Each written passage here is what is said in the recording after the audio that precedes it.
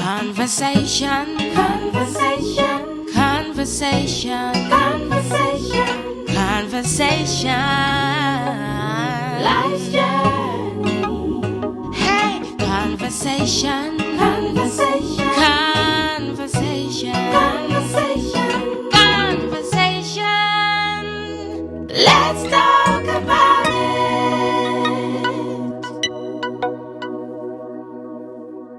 Hello, everyone. It's Conversations with Moji. And today we have another exciting edition of the program.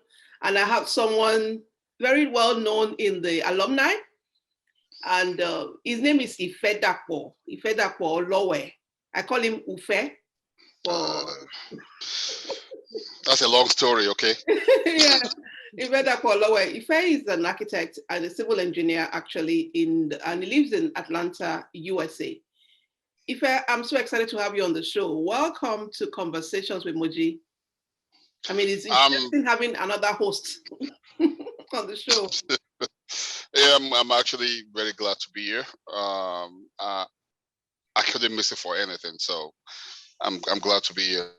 Great, thank you. I'm excited. Thank you. So if we just tell us briefly your background, educational background, after command, where have you been, the things you've done, and what you do presently. Oh yeah, like Moji said, right now I'm a civil engineer. So I started my career. Everybody knows I'm a commando, 88 set, class of Eagles. So from there, I went to Ifedapo Olowe University. Of course, the greatest university in Africa. Okay. That's what you call the Great Ife. There's no other school that's great. Okay. All right. So, and that is not for debate. Moving forward, I studied architecture in OEU. I graduated in 1997. I left for the US in 98. I transitioned into civil engineering, working for the state of Georgia for 20 years. Now, it was 20 years, 2 days ago. Wow. So I'm actually working on my retirement as a civil engineer with the state of Georgia. Prayerfully, in a few years, I should wrap that up. Is there anything else you need to know for my education background? Yeah, so you just went, you left Nigeria, came here, and you just started working. Yeah, pretty much. Within 2 years, I transitioned into civil engineering through my ward evaluation services, and then I've just been doing my thing. I've done other things in my career. I'm a licensed referee, soccer. I referee soccer in the US. I'm licensed. I can pretty much referee in any state, including Alaska and Hawaii. I'm a coach. I coach soccer too for a while. I've taken a break right now from coaching. So I'm the CEO, president of my foundation, Infect Foundation, Inc. It's a non-profit charitable organization. I have board members. I have workers in Nigeria right now. We do a lot of functions in Ogun State and Lagos State. So I have people that work for us there, and I have board members that work for me in Atlanta. We actually have an event coming up next month in the Atlanta area. We're serving some elementary schools. That's fantastic. That's well done, Ife. Well done with that Infect Foundation. I see pictures, and I obviously know that you're doing a lot of work in Nigeria also. Well done. Thank you, ma'am. Yeah, Ife. One of the things we know about is after command, as you said, you came over here and then you started you're in 88 set, and we know you started this Commandoes For Life, which is a show that I've been privileged to be on. And so tell us a little bit about Commandoes For Life. What prompted that, and what's it all about? I have a co-host, a business partner. You guys probably know him, Goke Taiwo, is 89 set. So he was brainstorming one day and he gave me a call. We're very close. We share a lot of things in common.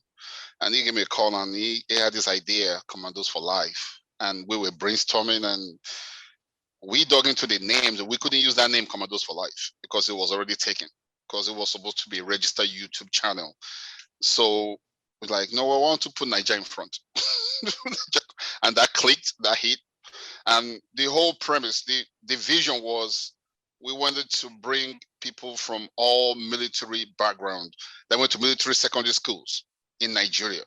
In Nigeria alone, that means NMS, Air Force, Navy, of course, command or any kind of command from Nigeria, no matter where you are, no matter what set. We want to use the platform to bring them on to compare our lifestyle experiences. It has to be boarding school now, not day school. You have to go to a boarding school. From there, network. And for some reason, it's really blossomed to where people are now connecting with themselves. We're talking about business now, business wise. We actually doing business with other schools and we're trying to bring them all on to the show. We actually have somebody from Commandoes that is assisting with the reunion coming up in Maryland. That's how the network has been. Oh, that's yeah. fantastic. So we've networked a lot with Cardinal guys, definitely Ibadan, Jos, the NMS, Air Force. They've been on our show. That's nice. So that's pretty much what Niger Commandoes for Life is about. Okay, so you just mentioned something I'm going to talk about. You talked about reunion. That means there's a group, not just Commando for Life. I mean, there is an NA group, as we all know, and you are the president of the alumni group there, the Northern American group, right? Right, the North American chapter. Yeah, the North American chapter of Comlag Association, right? Okay, but right. we are aware that another group. I'm aware of the Comlag Worldwide Group, and they also function. They also have the U.S. chapter. So tell me, what's the difference? I mean, this is just for the privilege of someone that doesn't know. Yeah, I'm gonna try to be as civil and nice as I can because I know my words are very, very critical at this point. This is the deal. I have to give some 88 set members a lot of credit because you were at that reunion when we came in 2017, I guess. We were in Atlanta.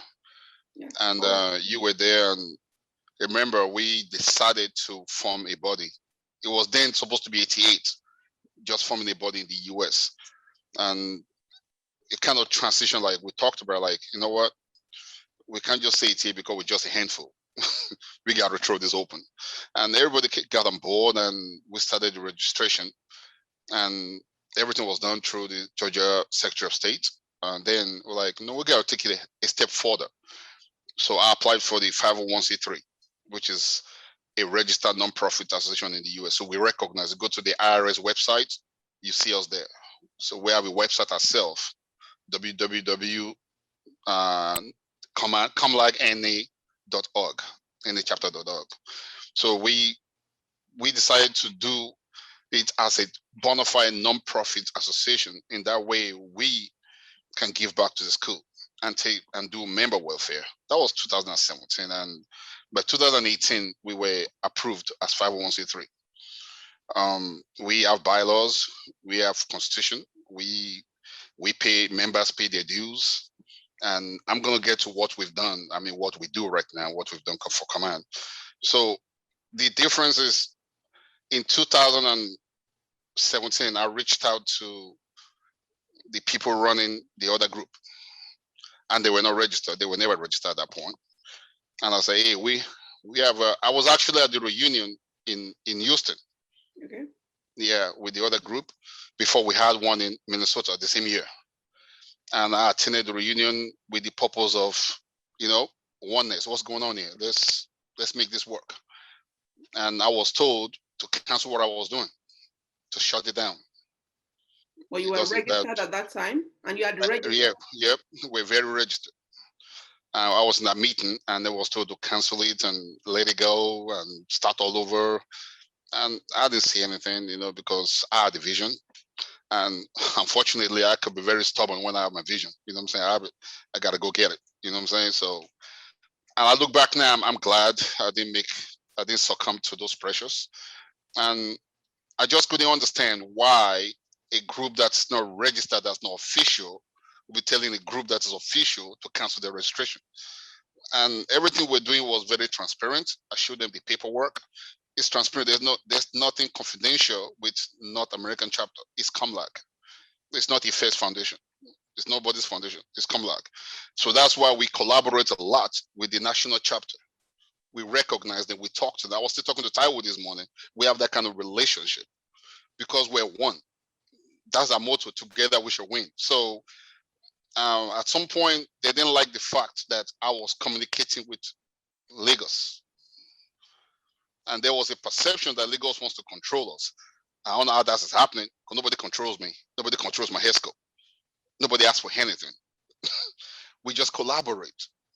So um, because I declined, then it became a big deal that I wasn't going to drop what we're doing. I mean, which we all agreed in the group that we're not going to do that. And then the year after, the worldwide started their own thing. Oh, sorry, if I may come in. So that means the worldwide had not started, or they were just meeting, but they had a reunion. Exactly. Right. It was just a gathering. Oh, okay. There was no official label to like we a chapter or we a body that's registered. It was a gathering. Like people do that everything. They did one in London, and and a year after, I'm hearing they registered. And I'm like, okay, that was where the whole confusion began. So Commandos now started seeing different names. Like, what's going on in the US?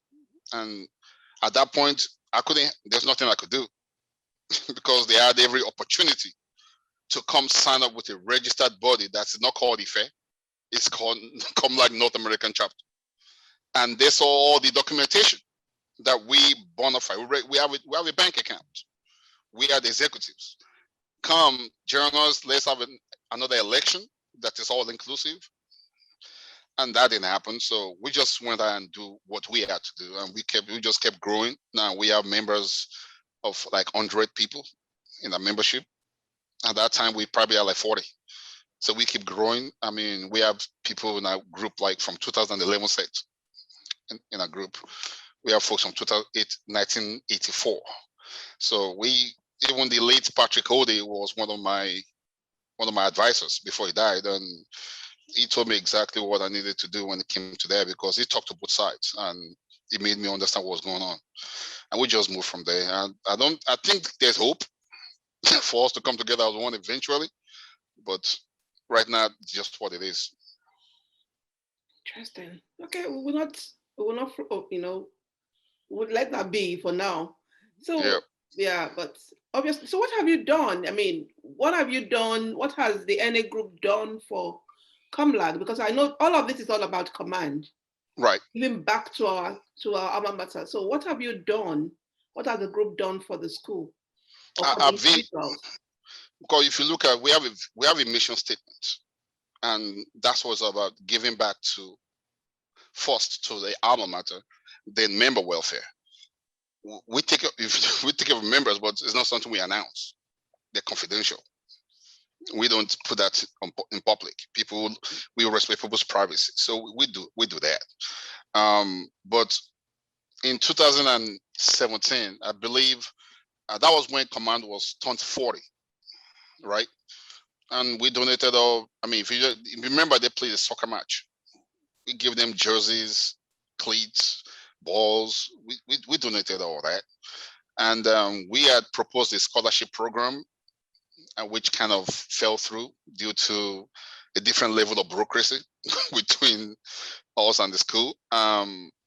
Then we just said, no, we're going to just do other things. So even like last year, we furnished the MRI room, the medical center, with the AC, medical equipment and stuff, right? That was last year. This year, we're actually working on sponsoring students for JAM and WAHEC. The problem we hit a roadblock because for you to get JAM now, you have to get your NIN number in Nigeria. So many of the kids have had issues getting the NIN, and that kind of held us back from making these projects happen. So it's all about giving back to command for the most part for us. That's fantastic. Well done. Well done. Well done. That's good. That's good to know. Yeah, tell me what is your philosophy of life? What do you think? What to you? I mean, to me, I take this from the scriptures. And isn't two separate scriptures? This scripture appears in Corinthians and I think in Timothy. Everything is permissible, not everything is beneficial. You know, we have a we have a freedom to do whatever I want to do. They're just consequences. Mm. That's it. So everything is permissible. You can do whatever you want to do. Is it beneficial though? And that's my philosophy. That's what I teach my kids. That's what I think deep before I make major decisions in my life, because I've been privileged. I've been blessed in so many ways. That's why I got into charity anyway, to give back. So every move I make has to be about how do I impact somebody's life. Because if I can decide to booster his material needs, I can say, do I have a bigger house? I want to have a better car, a bigger car. You know, but is that beneficial to God? When there are people starving, when there are people hungry, when there are people in need, but I want to drive a car and I can't give money to, you know what I'm saying? So that's my philosophy of life. I think less of Ife. The more I think of problems, Ife becomes less important. You know what I mean? I think of myself and my kids, no doubt. But I'm just saying, I think less of my problems because I see problems in the world that I don't have a problem. I should just shut the heck up and just give thanks. So that's my philosophy.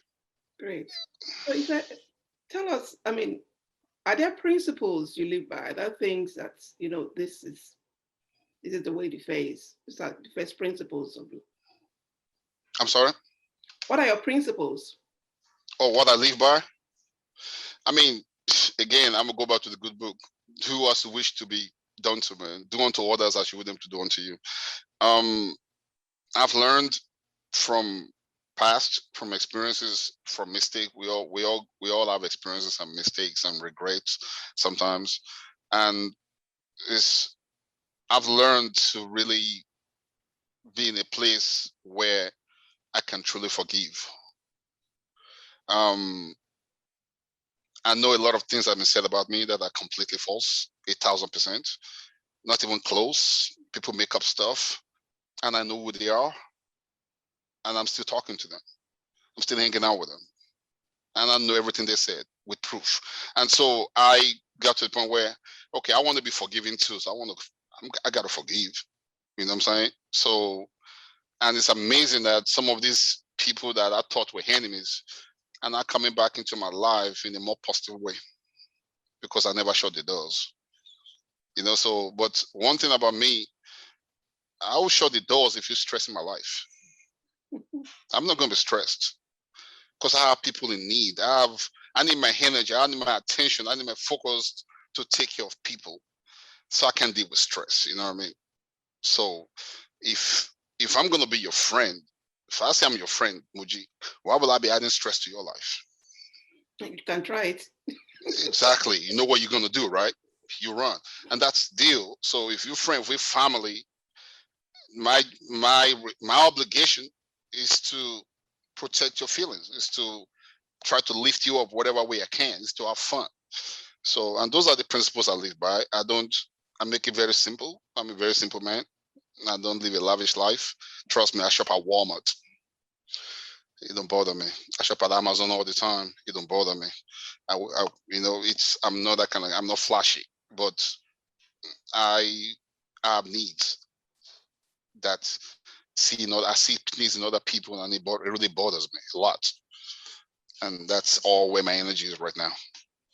Nice. And that's where even in the Comlag body, there's a lot we do that we can announce with members. Even no, I'm not talking about new North American chapter. I'm talking about Generally. just generally the Commandos. There's a lot. Yeah, there's a lot that's going on. That's good. That's good. That's good. If I tell me something, maybe an experience, something that we can learn from, Oh, okay. So I'll go back to what I was doing at work one time, and sometimes you think people are racist, you think people are prejudiced, or they're tribalistic and all that stuff. So one thing I've learned in life is not to be prejudiced. Religion, gender, political views, you know what I mean? Socioeconomic status. I don't care what you have. So this particular old man is a white dude. And that day changed my life. It was like 15 years ago. I was in Atlanta and I was walking with him, and it's just was one grumpy old white dude. And in my head, I'm thinking this guy must be racist. I was completely sure, without any shadow of a doubt, that this is one hardcore redneck that just hates black people, right? So one day I got closer to him, we started talking, and I looked at his dashboard. He had a picture of a black little girl. I'm like, who's that? That's his granddaughter. So he says, man, I'm gonna die for that girl. That's my baby. That's my heart. And I'm like, oh, he's not racist. Right. So that's right there changed my perception about life. I mean, there are many other things you can say about but that's really stood out. I was still thinking about it like 2 weeks ago. Like, man, it's amazing how we just conclude about somebody without even getting to know them. But I was privileged that I was able to know this dude. That he ain't got nothing to do with racism. He's just a grumpy white man. He's just grumpy with everybody. You know what I'm saying? So, and we became best of friends after that. Oh, wow. Yeah. That's very nice. That's nice. I was so I'm chatting with someone the other day, right? And just me, I don't discriminate with people's religion or language. So I was chatting with this person, and I said alhamdulillah, right? I mean, you know what that means. And the person got offended. Like, are you Muslim? I'm like, why I gotta be Muslim? That's a language. It's not a religion. It's Arabic, right? I'm like, okay. And the person got offended because that's why it became prejudice. That the fact that I spoke that language, I'm Muslim. And okay, what if I'm Muslim? What's wrong with that? What if I'm Hindu? What's wrong with it? What if I'm Buddhist? What is wrong with it? So I'm at that stage in my life. It doesn't matter what you do. Just be a good person. Don't hurt nobody. That's when I have a problem with you. When you go molest a child or go kill somebody or you're raping women, you doing all those things, then we got a problem regardless of a religion or your race. So that's why I'm an open book. I don't care. That experience with that old man taught me all that. Like, I don't look at people like that. I look at people just on the playing field until you show me otherwise. Yeah, so when I meet a Muslim, I will say salam alaikum because I understand the culture, I understand the religion. They want to be addressed like that. And they say alaikum salam, right? Yeah, I was taught that. Okay, so. But it just simply means peace unto you. And exactly. Then, yeah. Okay. But somebody get mad because are you Muslim? What I can do with anything? You know the funny thing about life? If Jesus was alive, you're probably speaking that language, right? And people will walk by Jesus and call him a Muslim because he spoke that language. Ain't that funny, man? All right, let me get rid of religious stuff. Yeah, it's better. Yeah. So what would be? Do you have a bucket list? Oh yeah. I'm already working on it. So what is something you would like to work on?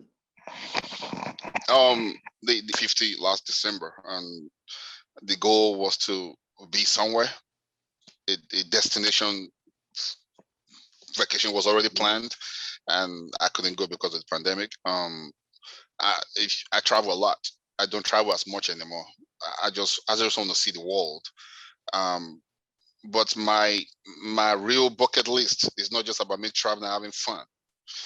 It's to spread, extend my charitable foundation global. Okay. That's really my bucket list. Wow. You know what I mean? Yeah. That's something I would die doing. I've told my kids, I'm gonna die doing charity.